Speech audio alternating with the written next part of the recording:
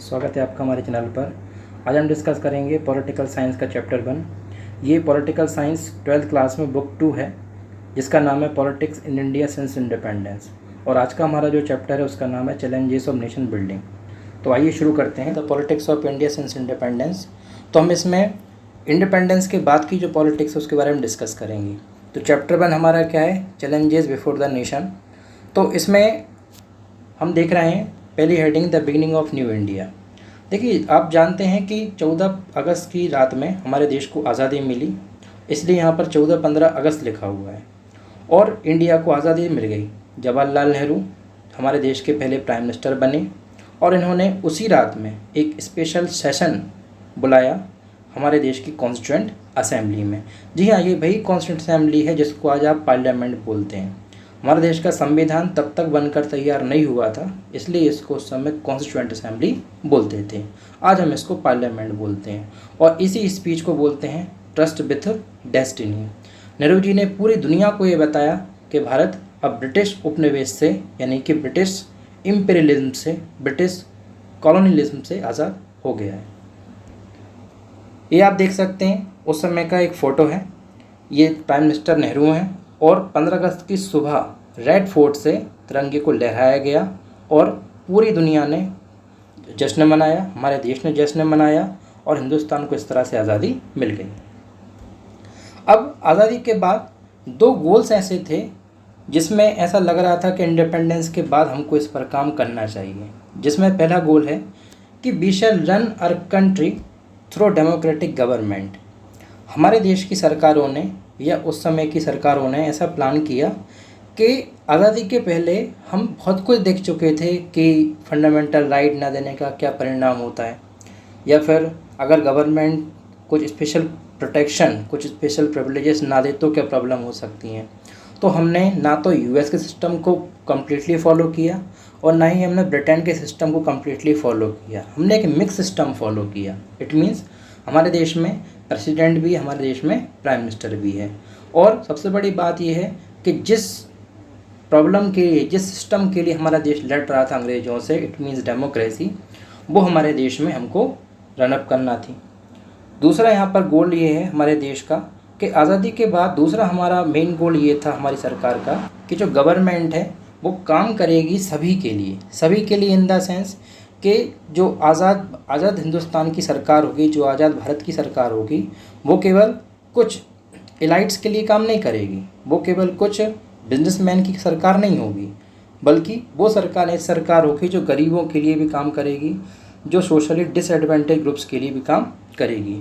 और इसके सारे के सारे प्रोविजंस हमारे कॉन्स्टिट्यूशन में मेंशन भी किए गए हैं। फिर जब हमारा देश आज़ाद हुआ तो उसके सामने कुछ चैलेंज भी इमर्ज हुए। जनरली ये होता है। तो क्या चैलेंजेस हुए? तो दोनों गोल्स को अचीव करना इतना ज़्यादा आसान नहीं था जितना ये कहना आसान है, क्योंकि हमारा देश बहुत बुरी परिस्थिति में आज़ाद हुआ था। सर्कमस्टेंसेस बहुत ज़्यादा ख़राब थे। आज़ादी तो देश को मिली, बट आज़ादी के साथ देश में पार्टीशन भी हुआ और पाकिस्तान, हिंदुस्तान नाम के 2 देश बन गए। तो इसलिए ये प्रॉब्लम्स हो रही थी। तो चैलेंजेस क्या सामने आए? तो 1947 जो एक साल रहा, ये बहुत ज़्यादा वायलेंस, बहुत ज़्यादा डिस्प्लेसमेंट का साल रहा। लोगों को जो कुछ भी मिला वो उसके थ्रू दोनों तरफ की माइनॉरिटीज़, मतलब हिंदुस्तान, पाकिस्तान की माइनॉरिटीज़। हिंदुस्तान की माइनॉरिटीज़ मतलब हिंदुस्तान में जो मुसलमान थे वो, पाकिस्तान माइनॉरिटीज़ मतलब वहाँ के हिंदू और वहाँ के सिख। इन लोगों ने जैसे भी कोशिश की वैसे ये ट्रांसपोर्टेशंस के थ्रू यहाँ से वहाँ आते गए।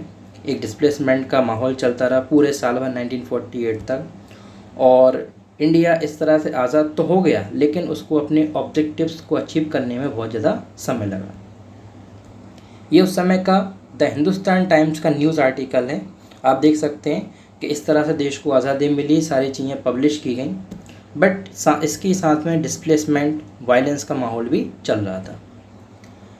अब हम मेजर 3 चैलेंजेस की बात कर लेते हैं। हमने चैलेंजेस की तो बात कर ली, लेकिन चैलेंजेस में 3 मेन टाइप्स चैलेंजेस क्या थे।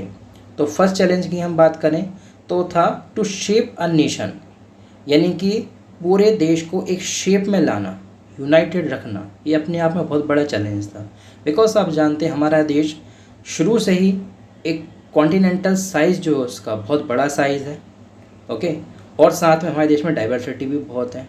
डाइवर्सिटी इन द सेंस कि हमारे यहाँ डिफरेंट डिफरेंट लैंग्वेजेस को बोलने वाले लोग हैं, डिफरेंट डिफरेंट कल्चर्स को फॉलो करने वाले लोग हैं, डिफरेंट डिफरेंट रिलीजन्स को मानने वाले लोग हैं। तो इस वजह से देश को यूनाइट रखना एक बहुत बड़ा टास्क था। इसमें हमारे देश के आयरन मैन जिसको हम बोलते हैं सरदार पटेल, उन्होंने एक बहुत इम्पॉर्टेंट रोल प्ले किया और इसी से हमारा देश आज जो आप देखते हैं यूनाइटेड है, इस कारण ही है। तो इतनी डाइवर्सिटी में सबको एक साथ रखना मुश्किल नहीं था। तो ये पक्की बात है कि पार्टीशन तो हुआ, लेकिन पार्टीशन के बाद हमने बहुत हद तक चीज़ों को मैनेज कर लिया था। पार्टीशन के बाद जो कुछ लोग, या आप देखते हैं कि दुनिया भर में जो कुछ क्रिटिसिज्म करने वाले लोग हिंदुस्तान के उस समय, उन लोगों ने ये बोला कि अरे ये तो देश की भले हिंदुस्तान आज़ाद हो गए अंग्रेज़ों से, मगर पार्टीशन ऐसे होते ही रहेंगे। तो क्वेश्चन यही था कि क्या इंडिया सरवाइव करेगा एज ए यूनिफाइड कंट्री, और किस तरह से इस देश का इंटीग्रेशन हो पाएगा, क्योंकि उस समय बहुत सारे प्रिंसली स्टेट्स थे जो बिल्कुल भी तैयार नहीं थे कि वो हिंदुस्तान में मिलें। बहुत सारे ऐसे थे जो तैयार नहीं थे पाकिस्तान में मिलें, क्योंकि आज़ादी के बाद अंग्रेज़ों ने प्रिंसली स्टेट्स को, मतलब हिंदुस्तान के राजा महाराजाओं को, एक इस तरह का प्रिविलेज देके गए थे वो, जिसको बोलते हैं लैप्स ऑफ पैरामाउंसी, कि आपका मन है आप जिस देश के साथ मिलना चाहे मिलिए, चाहे हिंदुस्तान चाहे पाकिस्तान, और यू मे रिमेन इंडिपेंडेंट। तो इस वजह से ये सारी प्रॉब्लम क्रिएट हुई। तो इस तरह से पहला चैलेंज हमारे सामने आया। दूसरा चैलेंज है डेमोक्रेसी का। हमने पहले भी डिस्कस किया इसी वीडियो में इस चैलेंज को, कि हमारा देश एक कितना बड़ा देश है जिसमें अगर डेमोक्रेसी नहीं होती तो शायद आज कई पाकिस्तान बन जाते। सो इंडिया ने एक रिप्रेजेंटेटिव डेमोक्रेसी को अडॉप्ट किया हुआ है, और इसमें parliamentary form of government parliamentary form of government के बेसिस पर हमारा देश काम करता है। सबसे बड़ा खास बात यह है डेमोक्रेसी की कि इसमें लोगों के पास फंडामेंटल राइट्स होते हैं। That's why the Indian constitution also granted fundamental rights to its citizens as well as right to vote, right to freedom, right to speech and so on. तो इस तरह से हमने सेकंड चैलेंज को achieve किया बहुत हद तक। ये उस समय के कुछ स्टाम्प्स हैं, आप देख सकते हैं, जो फर्स्ट रिपब्लिक डे था हमारा, उस दिन इन स्टाम्प्स को इशू किया गया था। आगे बढ़ते हैं हम। जो तीसरा चैलेंज है वो ये था कि किस तरह से हमारे देश में डेवलपमेंट इंश्योर हो सके।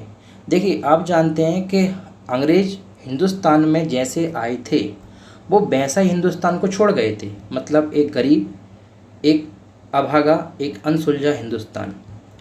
तो इस डिवाइडेड इंडिया को और इस पुअर इंडिया को मैनेज करना, डेवलप करना एक बहुत बड़ा चैलेंज था, और ज़रूरी ये था कि कैसे इस चीज़ से मैनेज किया जाए, कैसे इस चीज़ को सॉल्व किया जाए, इस प्रॉब्लम को सॉल्व किया जाए।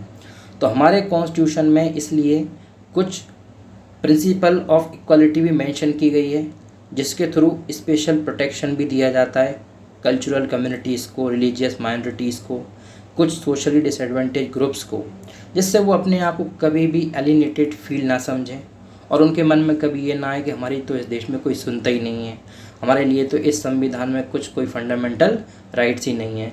ये सरकार केवल पैसे वालों की, पूंजीपतियों की, मीन्स कैपिटलिस्ट की सरकार ना रह जाए। तो इसके लिए हमारा देश गुड फॉर ऑल पर काम करता है, हमारे देश की सरकार गुड फॉर ऑल पर काम करती है, और इसी का एक रिज़ल्ट है, इसी का ये परिणाम है कि थर्ड चैलेंज को हमारा देश बहुत हद तक मैनेज कर पाया है। तो डेवलपमेंट के लिए काम किया, वेलबींग के लिए काम किया। हमारा जो कॉन्स्टिट्यूशन है वो एक स्पेशल प्रोविज़न और मेंशन करता है apart from the fundamental rights, that is DPSPs।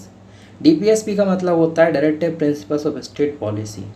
इसका सेंस ये होता है कि DPSPs हमारे कॉन्स्टिट्यूशन में पार्ट 4 में मेंशन है, और इसके थ्रू हमारे देश में कुछ सरकारें, चाहे वो राज्य सरकारें हों, चाहे वो केंद्र सरकार हो, वो हमेशा ऐसे काम करेगी, DPSP में ऐसा लिखा हुआ है, जिससे सब लोगों के लिए सुविधा मिल सके, लोगों का वेलबींग हो सके, economical aspect, political aspect, socially aspect पर काम कर सके। तो रियल चैलेंज यही था। जो थर्ड चैलेंज है वो सबसे इम्पॉर्टेंट चैलेंज है कि भाई इफ़ेक्टिव पॉलिसीज़ बन सकें, जिससे इकोनॉमिक डेवलपमेंट हो सके देश का, देश गरीबी से बाहर हो सके, इट मीन्स एरेडिकेशन हो सके पॉवर्टी का, और हम एक अच्छी इकनॉमी, एक मजबूत, एक स्ट्रॉन्ग इकनॉमी बन सके। तो इस तरह की कुछ चीज़ें मेंशन की गई हमारे कॉन्स्टिट्यूशन में। तो आज इस वीडियो में इतना ही। नेक्स्ट वीडियो में हम डिस्कस करेंगे इसका आगे का पार्ट, और पार्ट 2 में मैं आपके लिए बताऊंगा कि किस तरह से प्रिंसली स्टेट्स की प्रॉब्लम इमर्ज हुई, किस तरह से देश ने मैनेज किया, किस तरह से गवर्नमेंट ऑफ इंडिया ने उस समय इन चैलेंजेस को फेस किया। तो डिस्कस करेंगे हम नेक्स्ट वीडियो में। तब तक के लिए गॉड ब्लेस यू ऑल।